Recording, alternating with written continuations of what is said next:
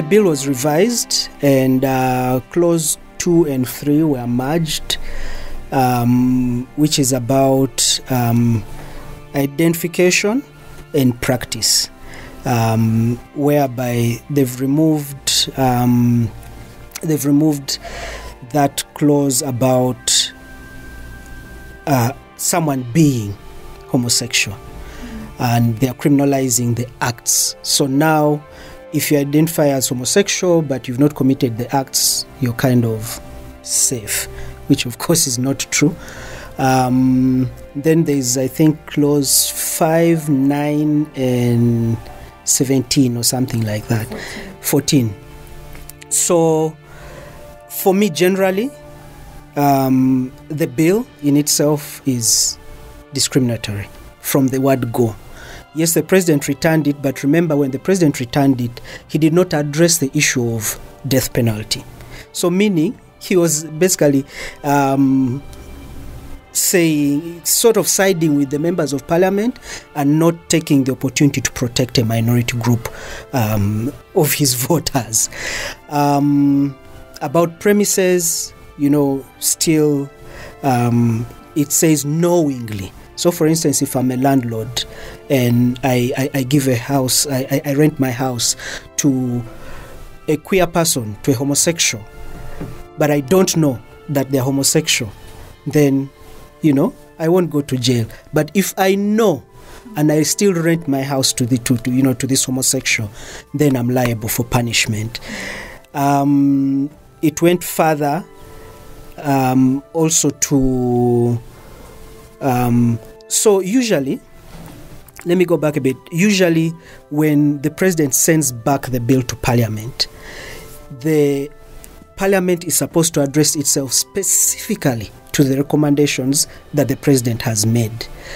However, our parliament went even outside of what the president had talked about, because something new the president was introducing was rehabilitation. But the parliament went ahead, outside, by the way, of the rules of procedure of parliament, and brought in section 145 and sort of reiterated what section 145 is doing. And section 145 is already a section that law enforcers have been using to criminalize, persecute, violate LGBTIQ persons. So what the parliament did is basically give more power to that section so that violations can continue to happen. So it's fundamentally flawed, it's fundamentally discriminatory and against our constitution.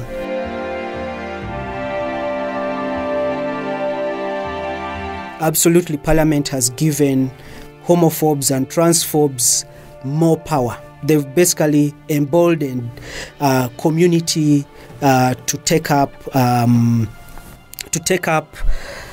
mob violence towards people they even think, because the law usually comes in very much later, that when someone says, Pepe, you're gay, that I have no space, I have no time to say that I'm not gay and be protected.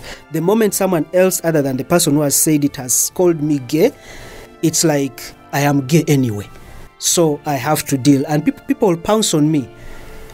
I'll either be dead or police will come and take me to prison, but I'm already harmed. By the time the law says, no, if a person is gay, they are not supposed to be beaten or arrested, it's too late. I'm harmed. I've probably broken a leg. I've probably been raped.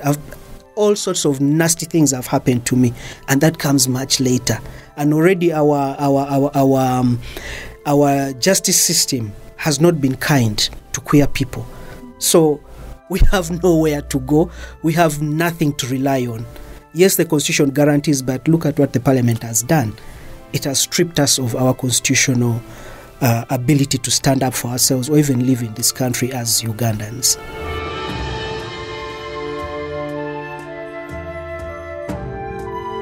Resist, fight back. We must fight back because we are Ugandans. Our constitution guarantees that. We'll go to court we must go to court and challenge. Yes, the bench right now in Constitutional Court is not that favorable. They're mainly conservative people, but a couple of them try to hold the rule of law. So let's give them a chance. Let's go to court and challenge it, because the way things are looking, the president is going to sign the bill. So what else do we have? We have to go to court, but thank God they've removed the part that if we are just existing as queer people and not having queer sex, we can exist. That is a perfect chance for us to fight back and win and live as Ugandans in Uganda. We pay tax, so we must live in this country and enjoy the benefits of our taxes.